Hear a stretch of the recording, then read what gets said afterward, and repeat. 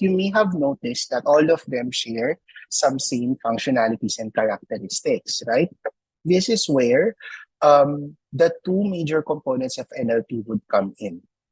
Okay, now NLP as a study or as a science consists of two components: natural language understanding and natural language generation. So you may have noticed some overlaps between the two, right? Now, first off, natural language understanding, or NLU, what is it?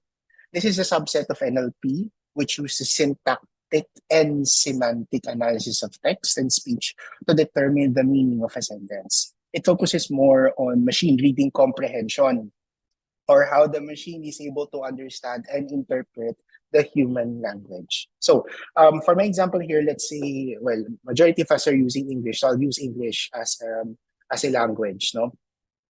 Let's take one simple word. Okay, let's take, say, the word key. In Filipino, it is susi. Okay, key. It means a lot, right? I mean, for us, in the Filipino language, the word key can be a noun, which means susi. It can also mean important. Okay, it can also mean another thing. In a key, I'll show it to you, right? So in a way, for example, in this sentence, I suppose anybody here who is familiar with D&D, Dungeons and Dragons, so that is a tabletop game. So let's put this one into context, for instance, and say you are in a campaign right now, and this is what the dungeon master is saying. So first off, the key to the castle has been lost. So you'll notice the word here, key, it is used as a noun, right? But then he goes on and says that the general played a key role in making the campaign a success. So notice that the word key is still there, but how is it being used? Is it still being used as a noun? Of course not. It is already being used as an adjective to describe another noun, which is role, right?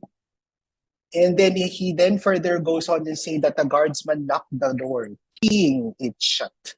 So what does that even mean? I mean, if you're going to look at it from these three examples alone, you're able to see and understand that, hey, the word key here means a lot of things, right? And it is now the role of the model, of your AI module through NLU to make comprehension on these three words and how they are used based on their context, right?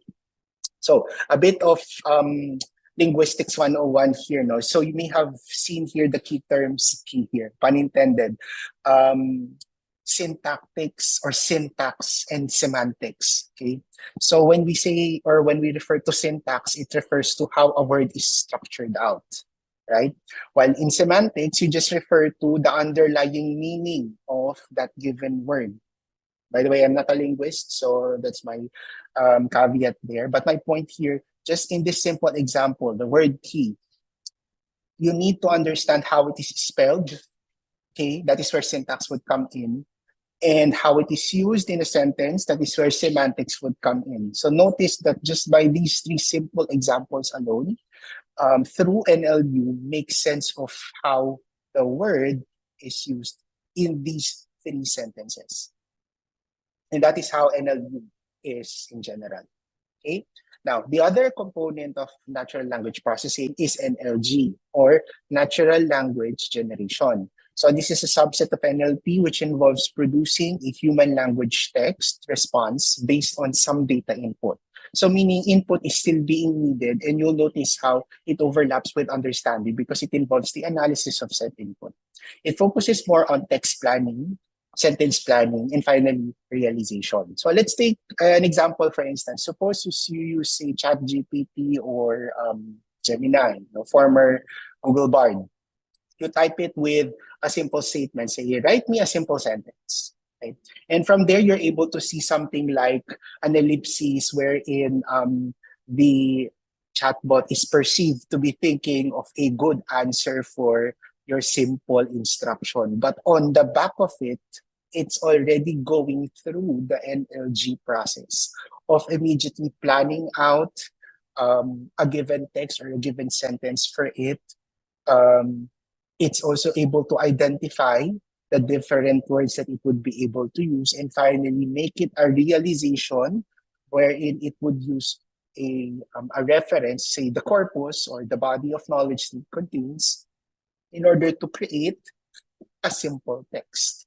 So this is where NLG would come in. And then, of course, there are a lot of nuances to this, but you get the point here of what NLG is. Right? Now, before we can move on further, no, let's have a quick recap, no, of what machine learning is about. You'll know now that in NLP, this is a subset of AI, and we can actually use machine learning as a means of implementing natural language processing. But for those of you who haven't yet been able to attend in the previous sessions, no, so I've just quickly spun up these slides that I was able to present a while ago. So we know previously that AI, this is a science that deals with creating intelligent machines that is capable to mimic perceived human intelligence. And a subset of it would be machine learning. Okay, now, machine learning, this is a subset of AI that deals with the creation of models. And these models depend on data, and from that data, make or make other data or draw a conclusion out of it or to gain insight out of it, no, without explicit programming. This is unlike your procedural programming wherein you have a simple if then else. It is very structured. A machine learning uses a model, and that model, through a series of mathematical and statistical computations, able to give out a result. Okay, now a subset of the subset is deep learning. So this is an example also of machine learning wherein you use neural networks to make sense of the data, and how the model is structured. It is akin to, say, an artificial neural network wherein you have several hidden layers before it reaches an end result. Okay? Now, this is especially important for ChatGPT or for GPT in general, because GPT uses a transformation or a transformer architecture, okay, which is implementation of deep learning. So more of that one later, no, when I discuss what GPT is. Now, because machine learning depends on data, a workflow on data science and engineering is needed to ensure that the created model will produce the correct and desired result.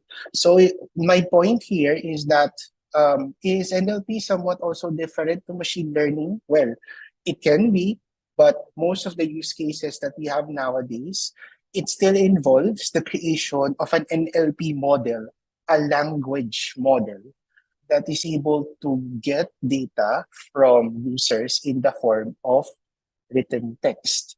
So it still goes through the same workflow as how you would be able to, say, example, create a linear regression traffic trend based on a table of values. The only difference here is that the input is already human text.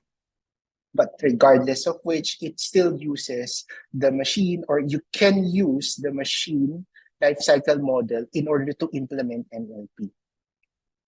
Okay,